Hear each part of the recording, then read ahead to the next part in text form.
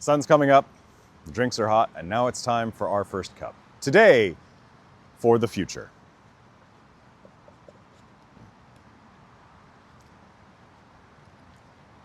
So I've been a sperm donor for a number of years.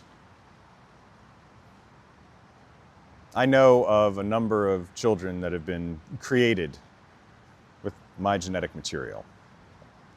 And I'm happy for those families, happy that I've been able to help them. And yet, while I'm looking at 23&Me's bankruptcy, I realized that some things that I had hoped might not come to fruition, and I've got to find new solutions for them. I'd hoped to provide a vector of information to those who wanted it, but now it might not be there. Because a lot of sperm donation is anonymous, right? Some of it is totally anonymous, depending on where you go and what methodology and what agency whatever, right? Some of it's totally anonymous. Some of it is, anonymous until like 16 or 18. Some of it's not anonymous. But, when I was thinking through all these things, right, which again, I'm totally fine with. Like if someone wants to find me when they're 18 or 16 or 14 or hell, whatever, right, I'm happy to talk. But a lot of things can happen in, 8 or 16 or 18 or more years, right? Who knows if the agency is going to be there? Who knows if the files are going to be there? Who knows if they're going to be kept in the right order by the right person, right? Who knows what's going to happen to them? Hell, who knows what's going to happen to me, right?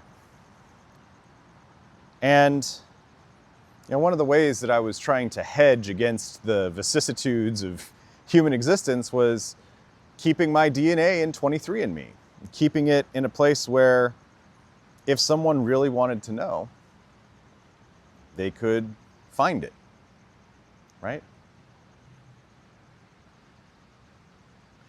But unlike the genealogy groups for Black people that I talked about in the first episode of this series, like I haven't been able to find anything similar for donor kids, donor families, for donors.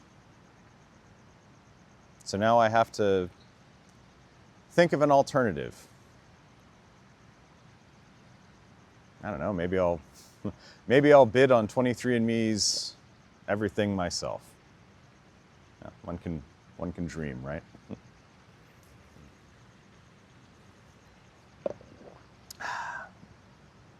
Because something that's been really powerful to me about 23&Me is that it hasn't taken a lot to find this stuff. Sure, it's taken time, right? But I think about I think about my ancestors and my relatives in the past who went to their deathbed thinking that they had some sort of a secret, thinking that they had some sort of a legacy that was hidden, trying to bury a part of themselves when they went into the ground, not just their person, but their history, right? In a lot of ways, I can understand why people would want to hide that stuff, right? Like, I understand that people have shame. I understand that cultures can be terrible. I understand that things like racism and prejudice exist. I get it. But, I also like to think about those ancestors seeing that a wily descendant of theirs with this invention called the internet and with another one called genetic testing and a couple $100 is able to unearth all of these things that, for all intents and purposes, before the internet and before genetic testing, could have been easily lost to history, right? Like, Like, think about it. All you had to do for the great amount of American history, all you had to do to change your future was to just move like 60 miles away, right? It's crazy. But, you know, looking at that past, I didn't want to be that kind of ancestor. Whether my descendants bear my name or not, I wanted them to have access to everything that they could about their history, because it's not just my history, right? It's not just my ancestors' history. Like, all this that we're talking about, like I said in the first episode, all this is in our blood. These are the stories that are in our blood. And I believe that, like, if it's your blood, it's your story, and you should have full access to it.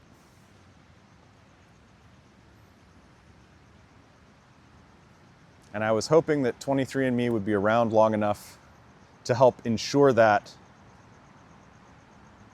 for my descendants. But it's not. And I certainly don't want to have them thinking about what lies in their past, if they're interested in it. If they're not interested in it, that's fine. Whatever. That's also their choice. But I believe that they should all have that choice. Because I saw what it looks like when people don't have that choice, when they're cut off from their history, when they're cut off from knowing themselves, when they're cut off from even knowing the medical conditions that they might be susceptible to. Right?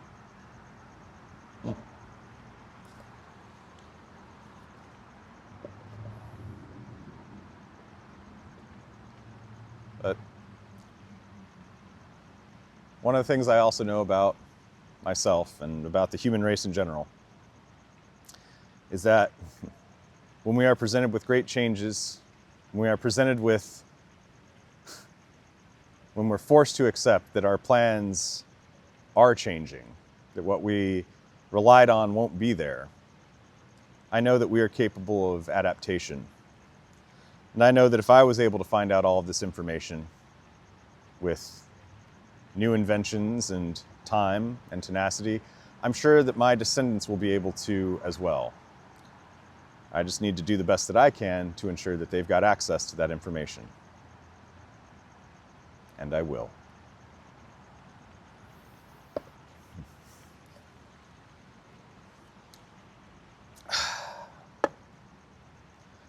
But please remember that regardless of what you've heard or what I've said, death comes for us all, and a closed mouth never gets fed. Take care of yourselves. Don't be afraid to uncover your stories. We'll speak again soon.